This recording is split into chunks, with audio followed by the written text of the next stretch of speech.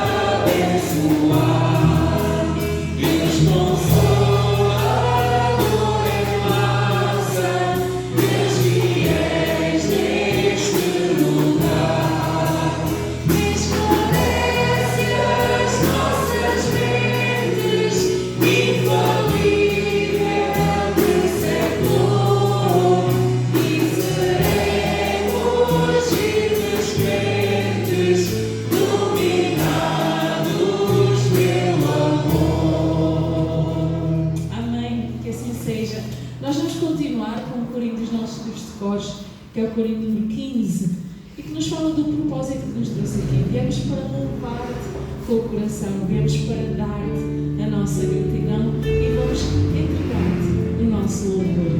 É isso que nós vamos dizer agora ao nosso Deus, através da forma de cantar. O corinho número 15 dos nossos livros de cores.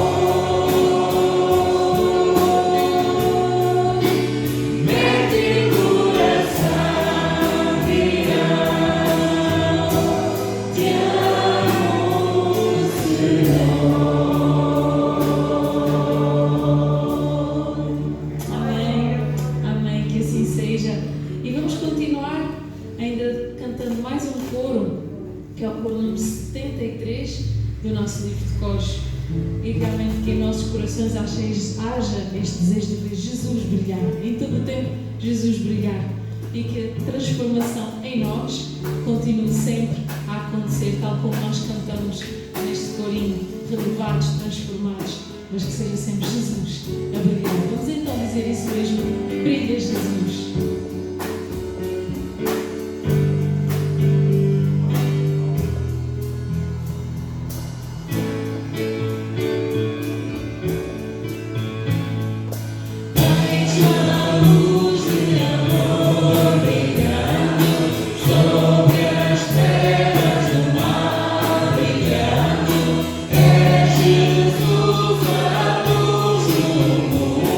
Yeah.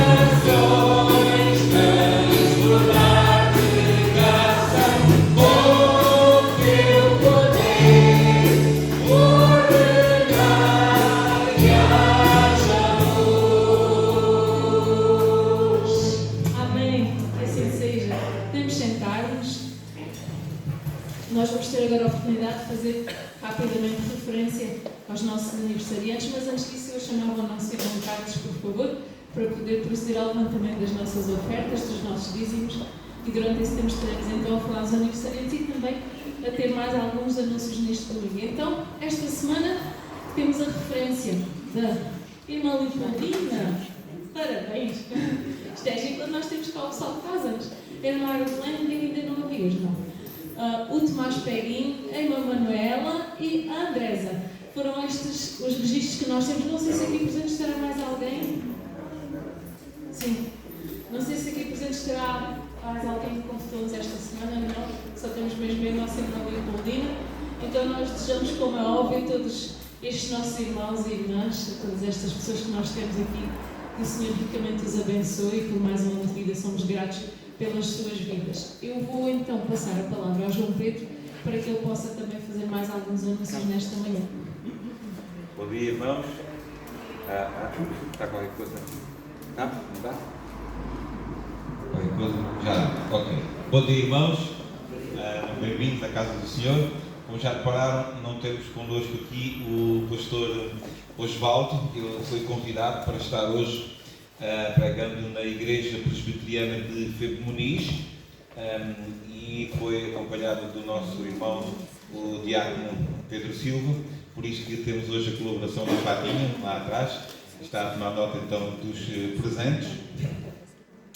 Mas logo o pastor já estará de regresso. Aliás, segundo ele me disse, estará ainda hoje também, creio que no Bolheirinho. Em relação aos anúncios, queremos lembrar que na próxima quarta-feira teremos de novo a live, que é habitual, portanto o direto que o pastor costuma fazer, não é? Durante algum tempo fez lá diretamente do Brasil, foi também muito interessante, mas já o temos aqui de novo, mas continuamos a ter então reuniões de estudo bíblico e oração através do YouTube, através das redes sociais, do Facebook, etc. Enfim, poderemos acompanhar dessa forma a live ou, como dizemos aqui em Portugal, o direto, não é? Através das redes sociais. Creio que não tenho assim mais nada para lembrar, mas lembrar também os nossos estudantes. Começaram as aulas. Quero dar também os parabéns ao Emanuel, penso que estará aqui no segundo culto, ao Emanuel, porque conseguiram ingressar então na Universidade, na Universidade de Évora. O Pedro Felipe continua lá em Leiria e, enfim, são os agora mais recentes, entre outros, que continuam a estudar. Vamos continuar a orar então pelas nossas crianças, pelos nossos adolescentes, pelos nossos jovens que andam a estudar e que precisam da proteção de Deus neste meio estudantil onde tantas tentações existem, mas que Deus os possa proteger e que eles possam fazer a diferença lá onde estão, nas suas escolas. Lembrar que pedir também aos irmãos para que oremos pelo marido da irmã Mavilde, que vai ser intervencionado, vai ser operado, uma cirurgia. A situação não está fácil, mas nós queremos pedir a Deus para que Ele faça o melhor na sua vida e vamos pedir também forças para Deus ter forças à nossa irmã Mavilde para também ir suportando tudo isto, todas as dificuldades que vão aparecendo. Nosso Deus é aquilo que nos acompanha, aquilo que nos consola, aquilo que nos protege, aquilo em quem nós podemos confiar plenamente. E com certeza que Deus também irá estar com o irmão e com o seu marido. O irmão Carlos, então, dirige uma palavra de oração e abertas.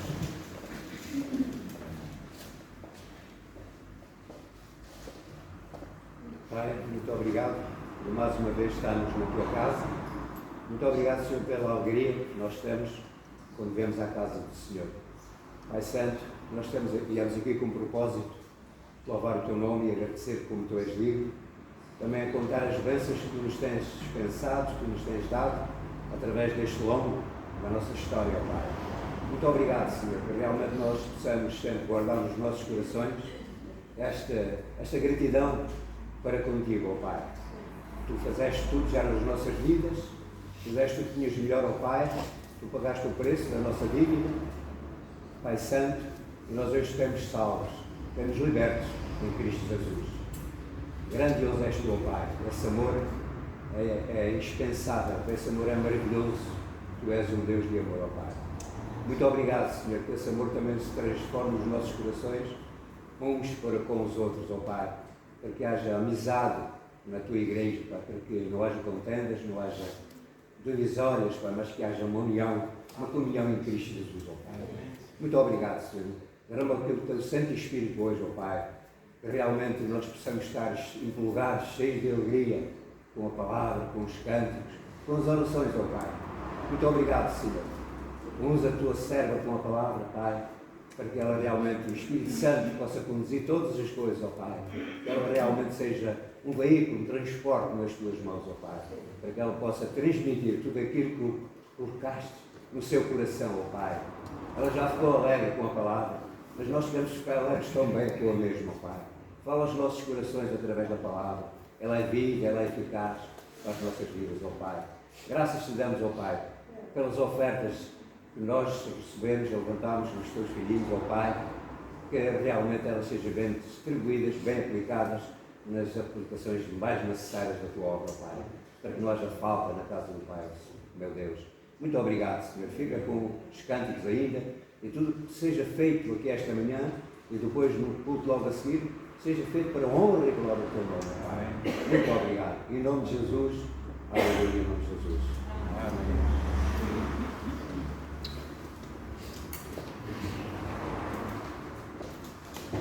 Até os palmas do Osvaldo, mas temos a sua cara metade. Ensinar limites.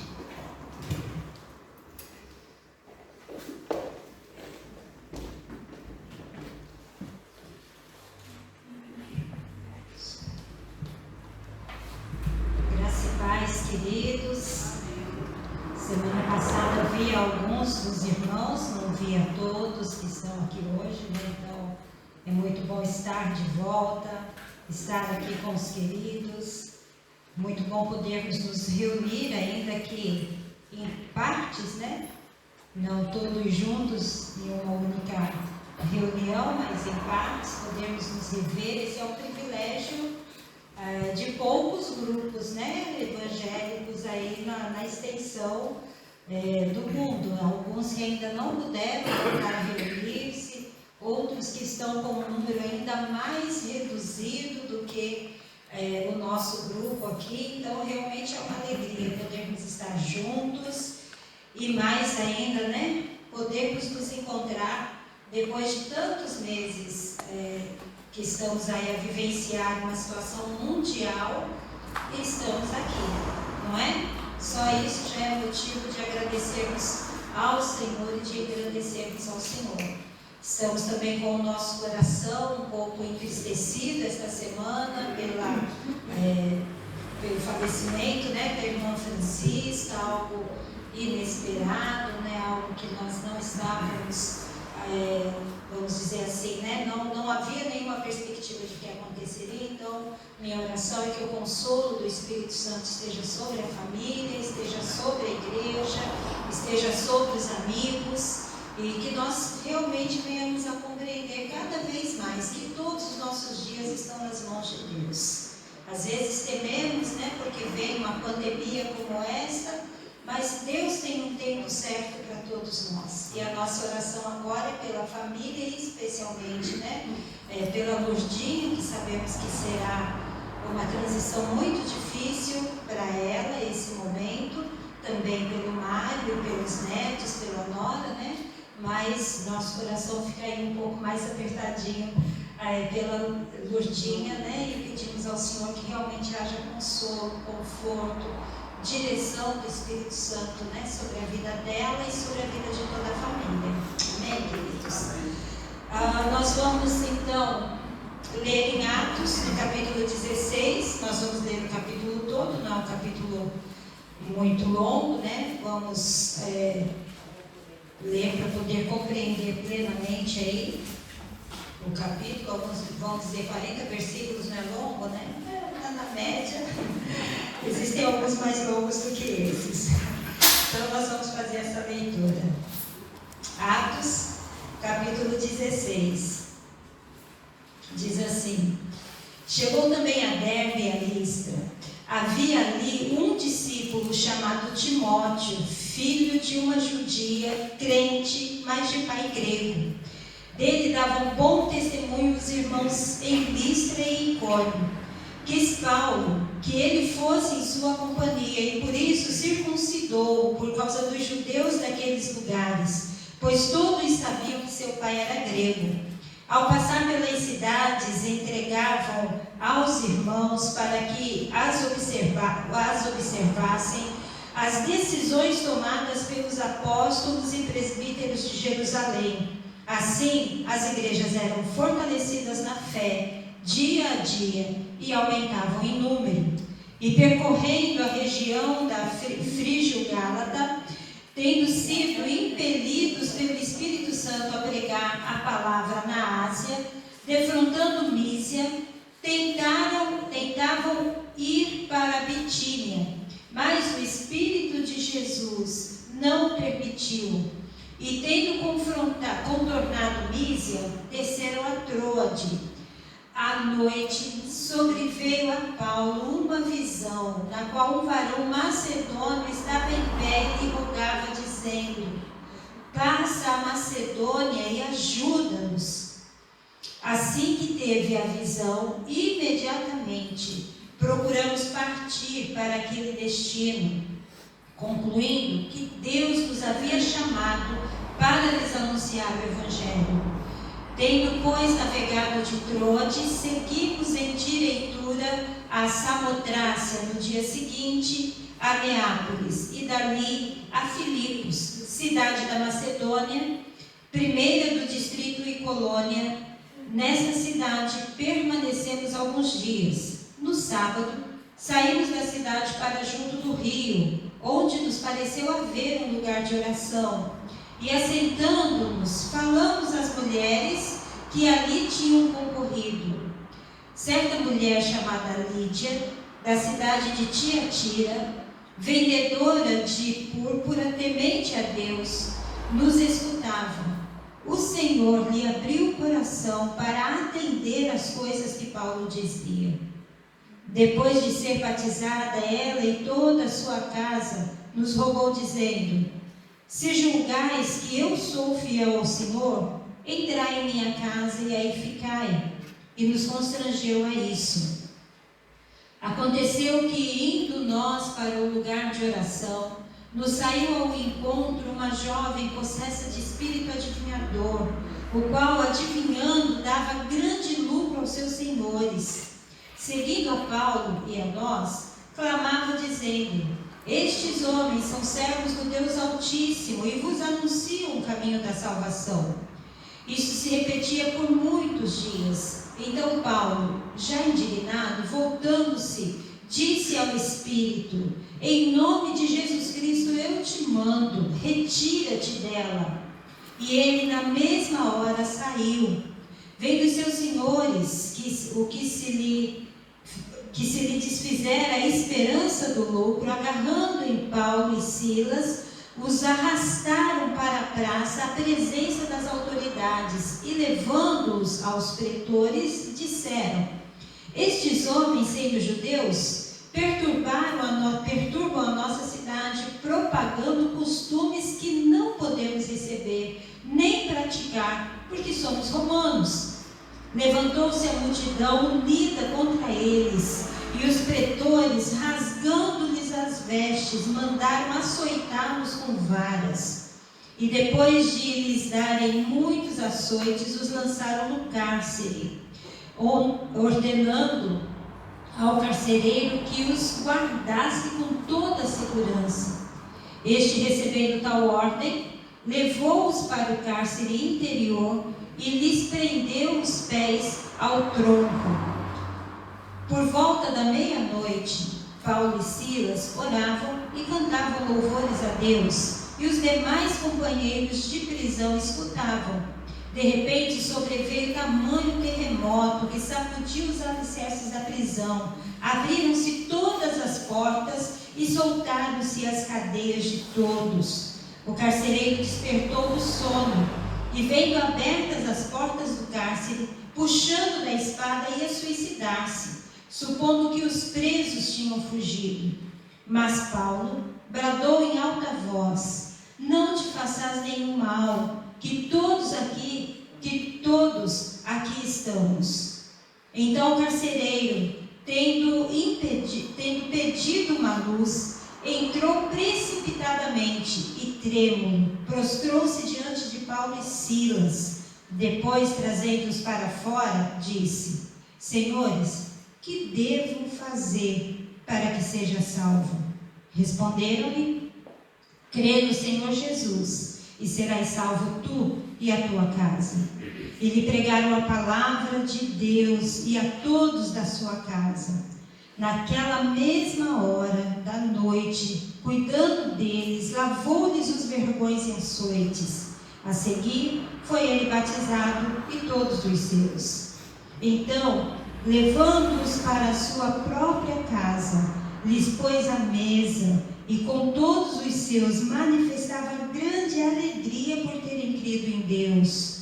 Quando amanheceu, os pretores enviaram oficiais de justiça com a seguinte ordem: põe aqueles homens em liberdade.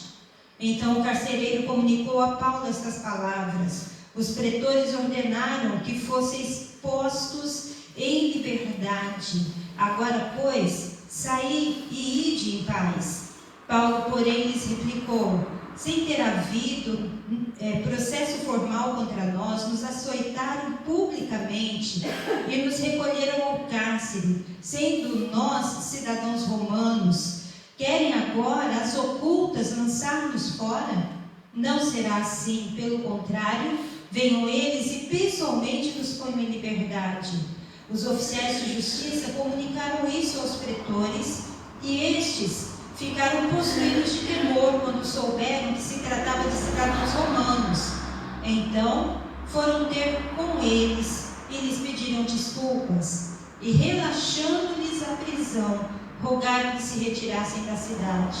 Tendo se retirado do cárcere, dirigiram-se para a casa de Lídia, e vendo os irmãos, os confortaram. Então partiram. Amém? Senhor, é tua palavra, e nós somos teu povo, e somente o teu Espírito, Senhor, é que pode fazer a obra para a qual a tua palavra foi enviada a nós nesta manhã. E nós pedimos, Espírito Santo, fala conosco. Senhor, se há cadeias na nossa vida, quebre essas cadeias. Deus, abre o nosso entendimento. Ajuda-nos, Senhor, a perceber o que o Senhor deseja tratar com cada um de nós. E que, Senhor Deus, o teu nome seja glorificado por meio da tua palavra e por meio da tua obra neste lugar. Em nome de Jesus. Amém. Amém, queridos. Nós temos diante de nós um texto que se refere aí à segunda viagem missionária de Paulo, ainda a viagem dele junto com Barnabé. Mais uma viagem que vai ser, eles vão se separar, isso está no capítulo 15, dos versos 36 a 41, em Atos capítulo 13, versos 13 a 15, voltando aí, poucas páginas da sua Bíblia, você vai ver que houve uma situação em que João Marcos, um discípulo, possivelmente um sobrinho de Barnabé, afastou-se, não aguentou a pressão da perseguição, das angústias que eles passavam na primeira viagem missionária, e fugiu, ausentou-se, desistiu no meio da jornada. E por causa disso, então, é que aqui no capítulo 15 há essa divisão entre Paulo e Barnabé, porque agora Marcos já passou por um processo de tratamento, de acompanhamento, de crescimento espiritual, e Marcos quer retornar à equipa, e quer sair com eles, e quer caminhar com eles na segunda viagem. E Paulo então diz: olha, não, uma vez ele desistiu, vai desistir novamente. Paulo tinha lá uma formação militar, não aguentava muito essa incapacidade pessoa suportar pressão, e claro, Deus também já o havia preparado para ser exatamente assim, mas Barnabé tinha um coração mais paternal, mais sacerdotal, né, mais cuidadoso. Então ele fala assim, não, quero dar para ele uma nova oportunidade. Por isso então eles se separam. E cada um segue numa direção e o evangelho continua a ser propagado. Não houve briga entre os dois, houve uma discórdia de pensamento, não houve uma divisão no reino. Através daquela separação dos dois, o evangelho se expande para áreas diferentes, então o evangelho continua a ser proclamado, mas cada um segue numa direção conforme o seu próprio entendimento, né? Isso aqui já traz para a gente uma grande lição, a lição de que nós podemos pensar diferente. O que nós não podemos é guerrear uns contra os outros. Se nós pensamos diferente, então nós podemos seguir caminhos diferentes na realização da mesma obra, não é isso? E eu penso que isso mostra um pouco até porquê das denominações. Porque se nós pensamos diferentes, então nós estamos em lugares diferentes, mas estamos realizando o que? A mesma obra. Não importa qual seja a nossa denominação, qual seja a igreja que frequentamos, nós estamos a seguir a direção da pregação do Evangelho. Então Paulo e Barnabé têm uma discórdia de pensamento, não conseguem concordar em um aspecto de pensamento, cada um segue para uma direção, não há inimizade entre os dois e a obra continua a ser feita em regiões diferentes, conforme cada um compreendia que deveria seguir. Paulo segue só, então no capítulo 16, logo no início, nós percebemos que ele encontra um rapaz, um jovem, possivelmente aí Timóteo era um jovem entre 18 e 20 anos, estima-se isso, e ele resolve então levar esse jovem, fazer desse jovem seu discípulo, preparar este jovem para que ele se tornasse também então um missionário. E assim Barnabé segue para um lado com João Marcos e Paulo segue para o outro lado com Timóteo, ok? E ele começa a preparar então Timóteo nessa jornada. Então está no capítulo aí, deixa eu ver se eu consigo aqui, aí 16 de 1 a 5. E no capítulo 16, de 6 a 10, a gente vai perceber o quê? Vai perceber que nem sempre, né, as nossas tentativas e os nossos pensamentos estão exatamente naquela direção que o Senhor quer nos levar. E então as tentativas humanas às vezes falham. O Espírito de Deus impeliu Paulo, Timóteo, né, e a equipe missionária que estava com ele, de seguir na direção que eles queriam ir para Mísia e Trode, mas o Espírito Santo de Deus disse, olha, é nessa direção, vocês vão para a Ásia, mas não vão para essas cidades, não é o plano de vocês que vai acontecer exatamente assim. Então eles tinham que entender e obedecer a voz de Deus, e é isso que acontece, o verso 10 diz isso, assim que teve a visão, imediatamente procuramos partir para aquele destino, concluindo o quê? Que Deus nos havia chamado para lhes anunciar o Evangelho. Então, quando os pensamentos humanos falham, quando os nossos projetos nem sempre estão com uma visão clara e perfeita do que é a vontade de Deus, muitas vezes Deus nos redireciona. E é importante o quê? Primeiro, estarmos atentos à voz de Deus, porque às vezes a gente diz, isso não deu certo, aquilo não deu certo, eu quero fazer isso, não pode ser, tem que ser vontade de Deus. Por quê? Pregar o Evangelho em Trode, Mísia, é vontade de Deus pregar o Evangelho em todo mundo, anunciar Cristo em todos os lugares, mas às vezes Deus tem propósitos mais específicos para nós, não é isso? E é isso que a gente percebe no texto. Às vezes aquilo que parece ser a vontade de Deus e que poderia ser em um outro momento, não é a vontade para aquele momento e para aquela situação. E daí isso nos leva a uma questão. Por que Deus move a história desses homens dessa maneira, dizendo: não vão para lá, vão para cá. Não sigam nessa direção, sigam naquela. Não passem a esta cidade, passem aquela. Por que Deus faz isso? E a resposta é simples. E o próprio Paulo define isso aqui, né? Para lhes anunciar o Evangelho, para salvar vidas, para libertar do pecado. E isso vai ficar muito claro no texto, muito claro. Porque Deus nos impede de ir em uma direção e os envia em outra, porque haviam ali pessoas necessitadas. Porque ali haviam pessoas com necessidades específicas. Porque havia ali um povo ao qual Deus ia iniciar uma obra com Paulo que ia fazer diferença em toda aquela região. Deus tinha um propósito.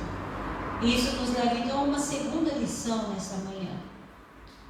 E a lição é que todas as ações de Deus nos levam a um propósito específico. E o final deste propósito sempre será a glória de Deus. E passará pela edificação de vidas, de pessoas. Todo o propósito de Deus sempre levará à glória de Deus e passará pela edificação de vidas, de pessoas, naquilo que Ele realiza. E nós vamos então perceber isso. E eu quero então falar sobre esse texto na perspectiva de que Deus nos livra de prisões. E que existem muitos tipos de prisões, que talvez nós não venhamos a nos aperceber de que há prisões das quais nós precisamos ser libertos, e por isso Deus enviou Jesus para que fôssemos totalmente livres, libertos dessa prisão. Então eu quero pensar um pouco com os amados nesse momento em relação a isso, e nós vamos compreender que só vai receber a ajuda aquele que clamar, aquele que passa por perdas, aquele que passa por lutas, aquele que passa por perigos, aquele que tem necessidade. Quem clamar recebe ajuda. É um pedido de socorro, não é isso? Quando nós nos vemos a passar por uma situação que olhamos humanamente, nós dizemos assim: não tem solução, o que a gente faz? A gente grita e fala: Deus, socorre-me, ajuda-me. E a visão que Paulo tem é exatamente essa. Um varão macedônio chega a ele e diz: passa a Macedônia e ajuda-nos, socorre-nos, vem nos livrar e nos ajudar a passar e a vencer essa situação difícil. É óbvio que nós, mais tradicionais, não entendemos e não aceitamos, não compreendemos talvez, não é nem não aceitamos, mas não compreendemos muito bem algumas coisas do reino espiritual. Pessoalmente, eu olho para as cartas de Paulo e vejo que em cada carta de Paulo, em cada povo, né, em cada igreja para a qual ele escreve, ele responde a uma situação espiritual daquele local. Ele responde a uma situação que é específica daquele local, a um Deus que aquele povo adorava, a uma forma de vida, por exemplo, econômica, que aquele povo era escravizado. Em cada carta, se você for procurar a história da cidade que tem a igreja, e para quem ele escreve a carta, você vai ver que a carta responde a questões específicas. E eu creio que esse varão macedônio que passou ali, não me entendam mal, não é um anjo da guarda, mas é um anjo ou um homem, instrumento de Deus, o Espírito de Deus, que conhecia exatamente as necessidades daquela região e que sabia exatamente quem precisava enviar para lá, com que dons, com que talentos, com que capacidades, com que ministério, para realizar o que precisava ser realizado. Compreendem isso? Podem até não concordar comigo, não tem problema. Mas cada região tem seus pecados e as suas escravidões. Numa linguagem de batalha espiritual, nós dizemos assim: cada região tem suas fortalezas espirituais. Prostituição, idolatria, a homossexualidade, a dependência de uso de drogas, tem a questão da violência. Se você olhar um bairro, muitas vezes você consegue identificar mais ou menos que aquele bairro tem tantas situações semelhantes nas famílias, ou nas casas, ou no que tem ali, que você fala assim: gente, isso não pode ser coincidência. Então nós começamos a perceber que espiritualmente cada região precisa de uma libertação específica. E me parece que aqui em Filipos a guerra era exatamente essa. Eram as escravidões que aconteciam naquelas vidas e que geravam uma cegueira espiritual tão grande que eles não conseguiam perceber que todas aquelas coisas eram uma escravidão. E daí então a gente vai perceber que Deus envia a resposta específica para Filipos. Deus sabia o que Filipos precisava. Deus sabia que tipo de obreiro deveria estar ali. Deus sabia que tipo de ação era necessária para que aquele povo fosse liberto. E ele chama Paulo em uma visão, junto com aqueles que foram com ele e que iniciaram o trabalho ali. E daí então nós vamos perceber que existem alguns tipos de prisão nesse texto. E vamos então trabalhar um pouco esses tipos de prisão. O primeiro tipo de prisão que eu vejo aqui é a prisão mental, que na verdade envolve praticamente toda a humanidade, porque Jesus disse que uma das ações do diabo é cegar o entendimento das pessoas para que elas não creiam em Deus, para que elas não compreendam a mensagem de Deus. E essa cegueira espiritual, ela se traduz então na dificuldade que as pessoas têm de crer, na dureza dos corações, que muitas vezes pega regiões inteiras. Quando as pessoas dizem: eu não creio em Deus, e um diz: eu não creio, outro não creio, outro não creio, outro não creio, o que é isso? É uma dureza de coração geral. Às vezes é familiar.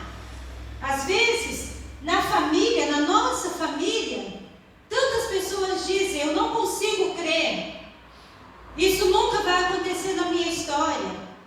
Isso que vocês falam é mentira. Vocês estão a ser enganados. Dureza de coração, cegos de entendimento. A prisão mental, ela nos impede de ver o que está diante dos nossos olhos. Jesus veio, Ele morreu, Ele ressuscitou. Ele é Deus, Ele está à direita do Pai. Deus nos ama. A palavra de Deus é a verdade. O pastor Oswaldo hoje vai falar sobre um tema lá na igreja presbiteriana, na qual ele foi pregar. Um tema um pouco voltado para a questão ecológica. E então nós estávamos brincando, né, que ele deveria levar a Elisa para pregar, porque a Elisa é bióloga, né? Falei: então leva a Elisa para fazer a introdução.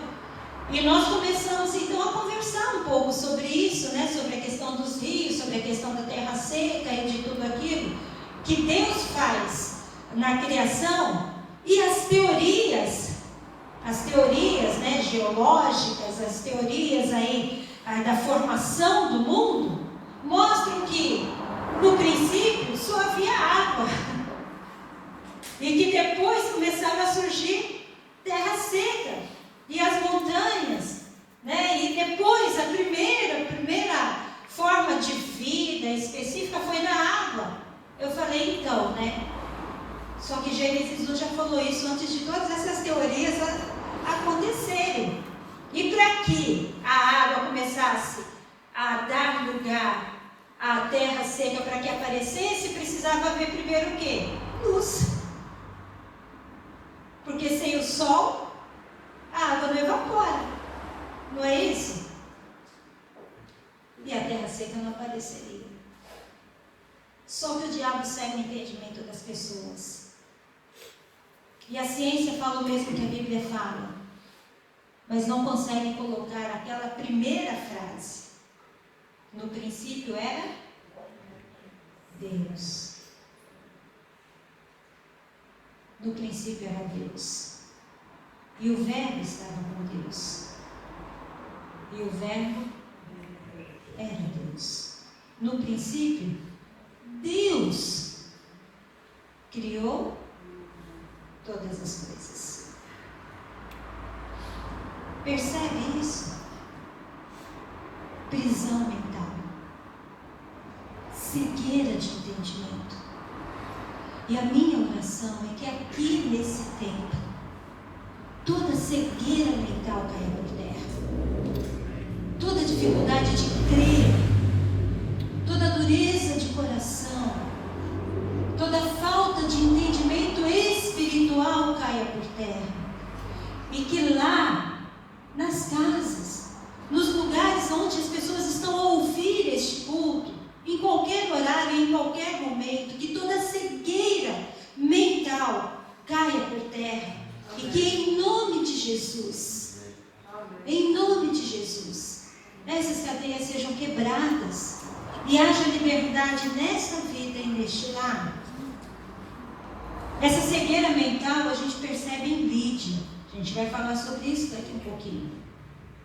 Porque Lídia estava no lugar de oração, se calhar já participava daquela roda de oração, mas o que o texto diz é que naquele momento em que ela ouvia a mensagem de Paulo, o Espírito Santo abriu o seu entendimento. E ela compreendeu as palavras de Deus. A segunda cegueira a segunda prisão é a prisão espiritual. E não somente a prisão espiritual no sentido de que estamos sem compreender as coisas espirituais, mas a prisão espiritual específica. Havia uma jovem, a partir do verso 16, endemoniada, possessa de espírito maligno. E essa jovem precisava de libertação. Havia uma demonização, uma opressão. Havia sobre ela algo que era terrível, mas que aos outros parecia bom, porque era lucrativo. Quantas pessoas estão envolvidas na feitiçaria? Quantas pessoas estão envolvidas em bruxarias, em benzedices, e acham que está correto? Até tem lucro com isso. Muitos perdem altas quantias de euros, pagando por uma bruxaria, uma feitiçaria, que uma oração com fé resolveria. Mas se alguém tira a fonte de lucro, se alguém mexe com isso, se aquela pessoa é liberta, então muitas vezes ela fica sem direção. E é o que acontece aqui. Essa jovem ficava possessa de um espírito maligno. O corpo dela era tomado, a sua mente era tomada. Ela falava e fazia coisas que ela nem bem sabia que estava a falar e fazer. Era uma prisão. Irmãos, talvez aqui nesse templo hoje hajam pessoas que foram libertas dessa prisão espiritual. Pessoas que eram tomadas de espíritos malignos e às vezes nem sabiam. Maltratavam, escravizavam, faziam sofrer os outros. Estavam presos espiritualmente, oprimidos, não conseguiam dormir.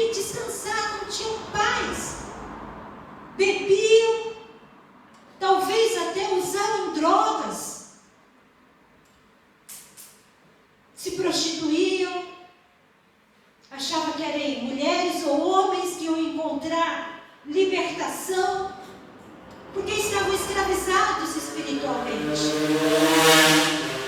Talvez alguns tenham sido tomados no seu corpo por espíritos. Prisão espiritual. Aquela jovem talvez não soubesse que ela precisava de libertação.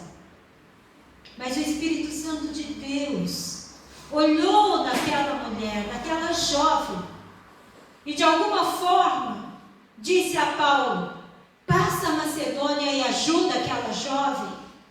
Passa a Macedônia e liberta da possessão demoníaca, da opressão maligna, da escravidão espiritual, do domínio de uma prática religiosa, de uma feitiçaria vã, de uma adivinhação pecaminosa.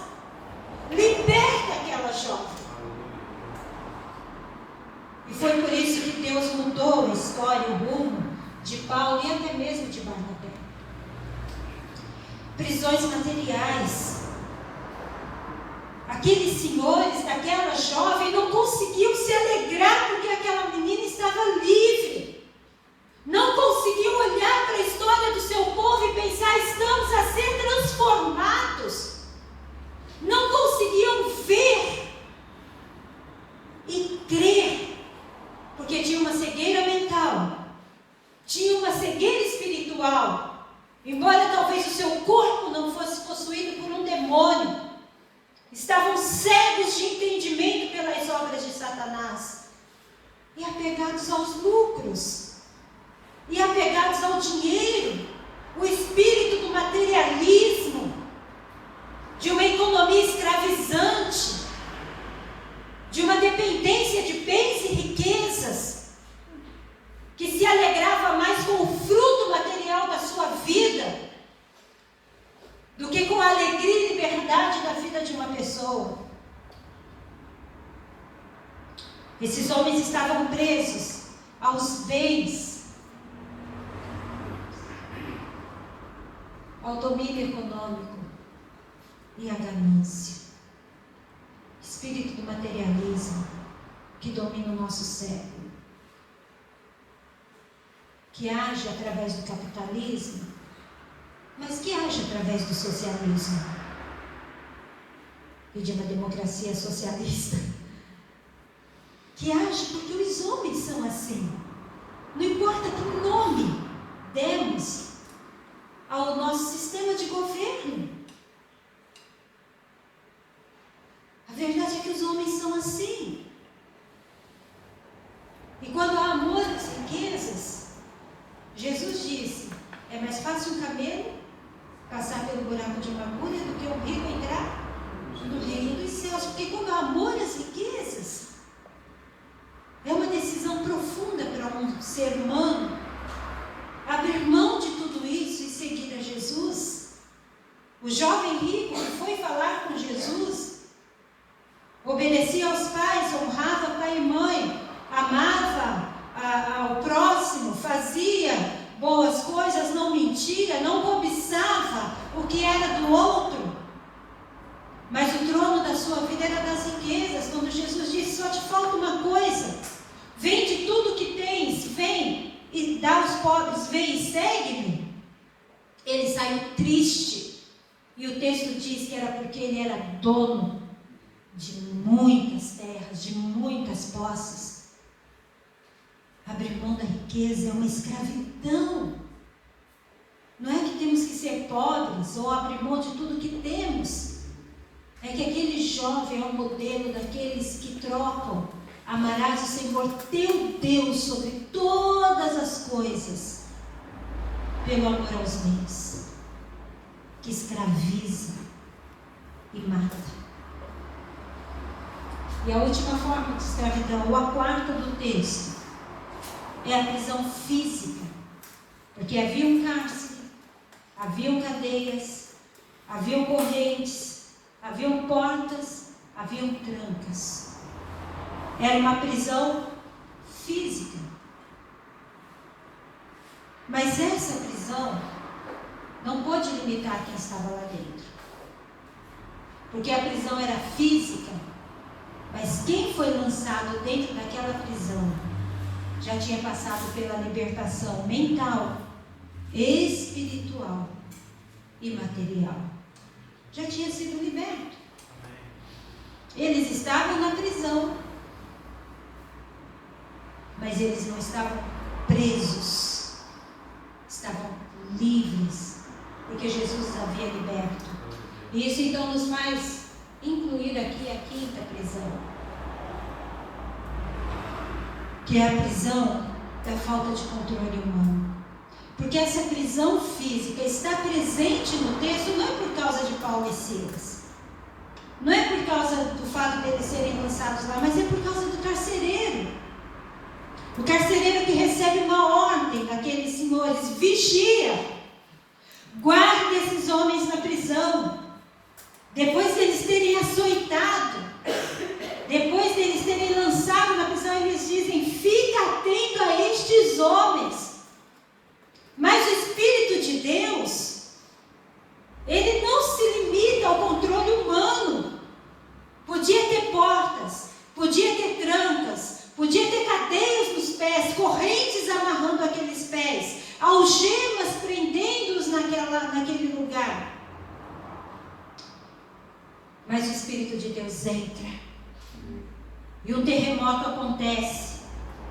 A prisão não cai, mas as portas se abrem, as cadeias são abertas, o cárcere já não existe, porque quem quiser pode entrar e sair. Mas aquele carcereiro não tinha domínio, não tinha controle. Ele não era capaz de controlar a situação daquele momento.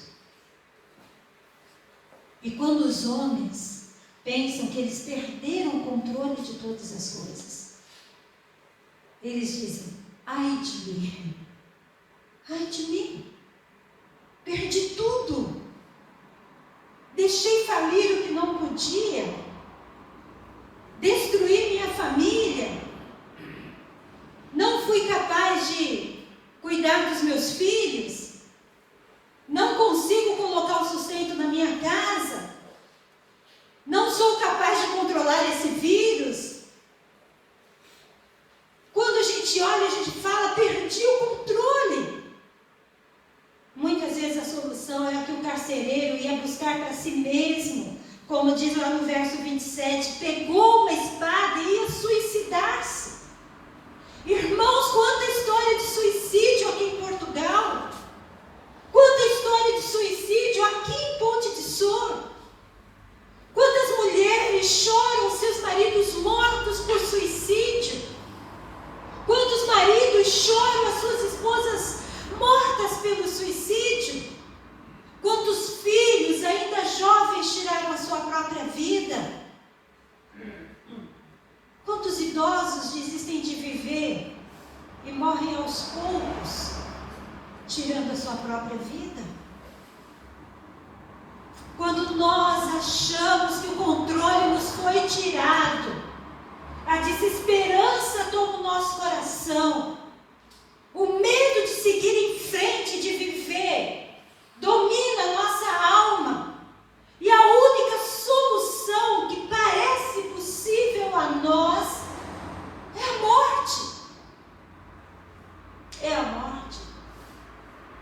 Aquele carcereiro não sabia, mas havia um grito dentro da alma dele, dizendo: passa a Macedônia e ajuda-nos.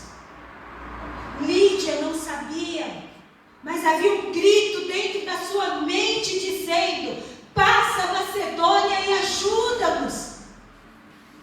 Aquela jovem e até aqueles senhores daquela jovem não sabia, mas havia um clamor nas suas almas, clamor que chegou aos céus,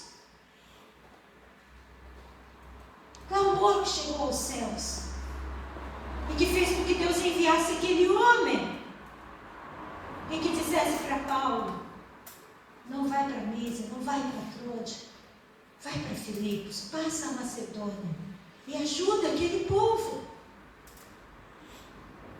quando Paulo diz, olha, não faças nada contra ti, todos estamos aqui. Então a primeira coisa que o carcereiro pede é o quê? Luz. Ele pede luz. Porque o desespero era tão grande que ele nem pensou em lançar luz sobre aquele lugar para ver o que tinha realmente acontecido. Às vezes, a solução, a resposta está ao alcance das nossas mãos, mas no desespero, do descontrole, da incapacidade de dominar a nossa história, a sensação de frustração, de perda, de derrota e de tudo isso, é como se fosse uma escuridão, trevas não nos deixam ver. E quando ele lança luz, ali estavam todos os presos. E aquele homem só podia dizer: o que eu preciso fazer para que eu seja salvo? Não tinha mais como ter dúvidas. O que ele podia fazer por si mesmo não deu certo. Foi preparado militarmente, trancou as cadeias, amarrou os pés dos presos, deixou tudo fechado naquele cárcere, tudo que estava ao alcance humano dele, ele fez. Mas agora ele percebe que existem coisas que ele não controla. Então ele precisa de Deus. Ele fala: o que eu preciso fazer para que eu seja salvo? Você percebe isso, meu amado? Percebe isso? Que muitas cadeias nos prendem. Não sei de quais cadeias o Senhor já te libertou. Eu sei das que Ele me libertou. Não sei quais cadeias tentam nos aprisionar novamente. Eu sei as que tentam aprisionar a minha mente, a minha alma e o meu coração.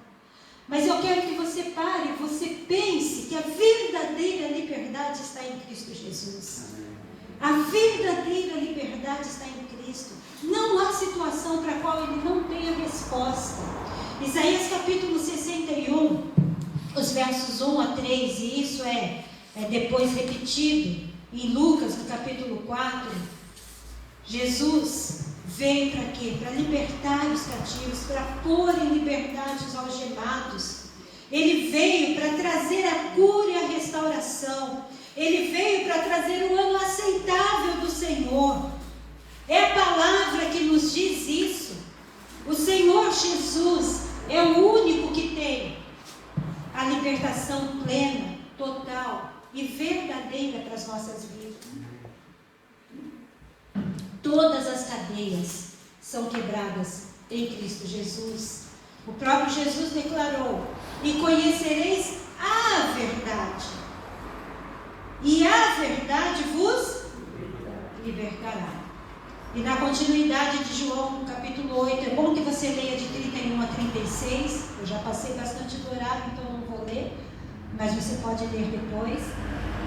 João 8, 31 a 36. E no verso 36, Jesus diz assim: quando ele declara: conhecereis a verdade vos libertará. Ele está falando para aqueles que são seus discípulos: vocês serão meus discípulos e conhecerão a verdade, e a verdade vos libertará. No 36 ele diz: se pois o Filho, quem é o Filho? Jesus, vos libertar, verdadeiramente sereis livres. A verdadeira liberdade só está em Jesus. Jesus abre o entendimento espiritual de Lídia.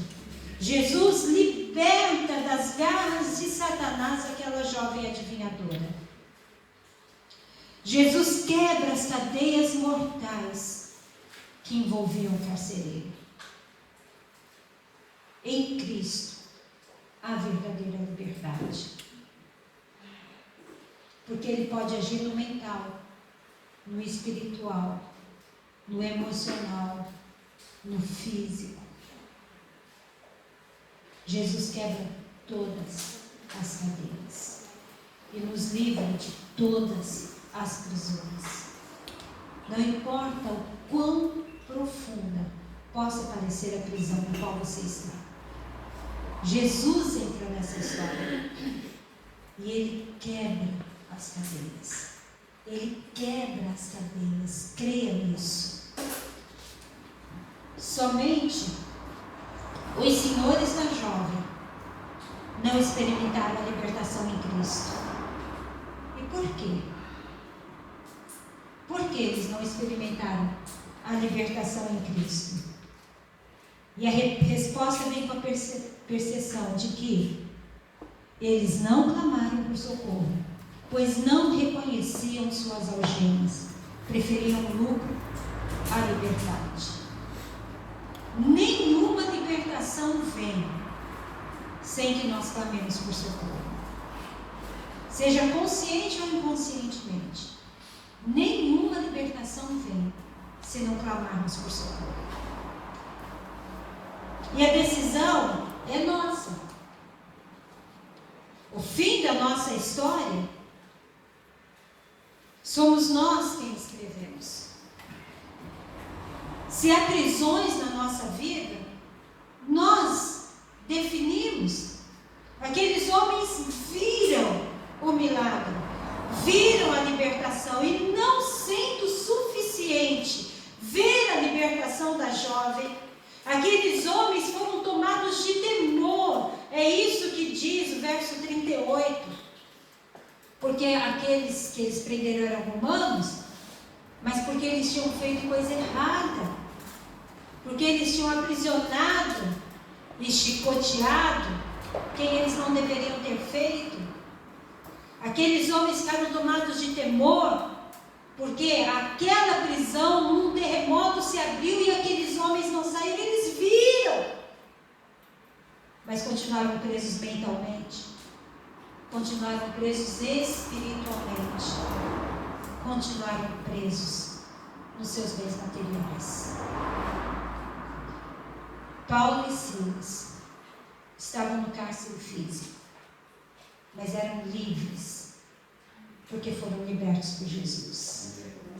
Cantavam e louvavam, porque foram libertos por Jesus. Qual é a sua escolha? Que cárcere você precisa sair? O que é que prende a sua alma? O que é que aprisiona o seu espírito? O que você precisa hoje dizer? Espírito Santo de Deus, quebra essas cadeias. Quebra essas cadeias. Desfaz essas amarras. Liberta o meu espírito, liberta a minha alma, liberta o meu coração, liberta a minha emoção. Porque quando nós clamamos, o Senhor diz: passa a Macedônia e ajuda-nos. Venha a Ponte de Sor e ajuda-nos. Vai àquela casa e ajuda aqueles que ali estão. Eu quero que você fique em pé em nome de Jesus. E nós vamos orar.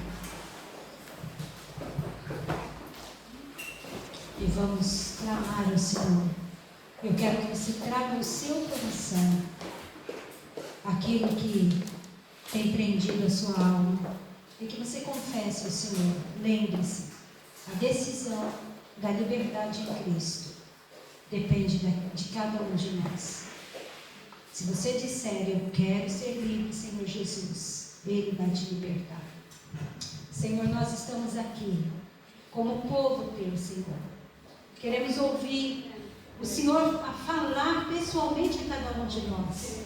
O Senhor conhece, Deus, as prisões que nos amarram, tanto aqui neste templo, como lá nas casas onde estão a ouvir este culto a qualquer momento e em qualquer dia. Rogamos, Espírito Santo de Deus, vem com libertação, quebrando cadeias, desfazendo as amarras, impedindo, Senhor, a ação de Satanás, a influência dos homens, o poder dos bens materiais, todo tipo de escravidão que caia por terra em nome de Jesus. E que haja liberdade, Senhor.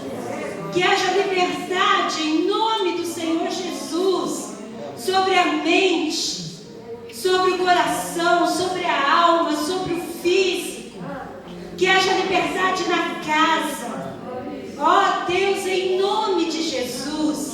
Liberta, ponte de sorte, todas as fortalezas espirituais. Liberta, Senhor, em nome de Jesus.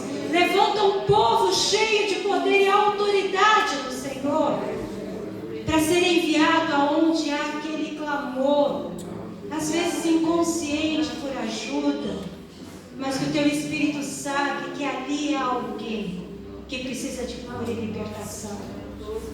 Ó Deus, em nome de Jesus, abre o nosso entendimento espiritual.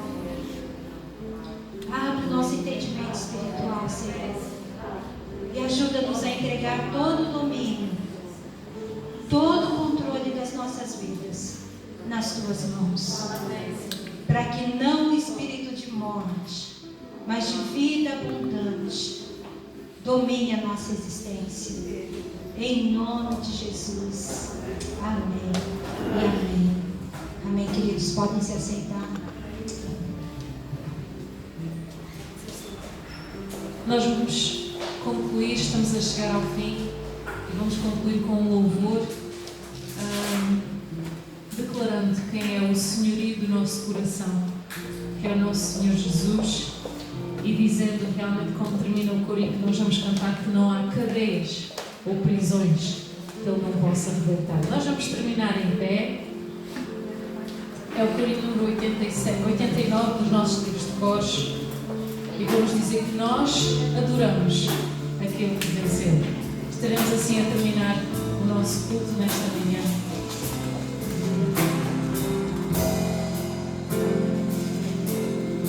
Amém.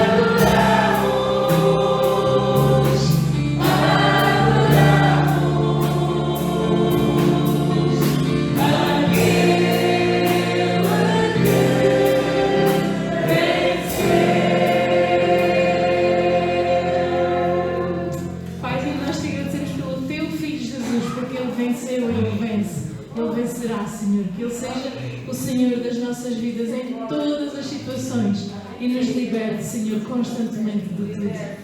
Te entregamos este dia nas Tuas mãos, Senhor. Guarda-nos, abençoa-nos no resto deste dia, no resto desta semana. Tudo seja feito para a Tua honra e glória, em nome do Teu Filho Jesus. Amém. Amém. Irmãos, um domingo abençoado a todos. Por favor, sigam as indicações para sair. Vamos evitar qualquer ajuntamento cá dentro ou lá fora. Obrigada.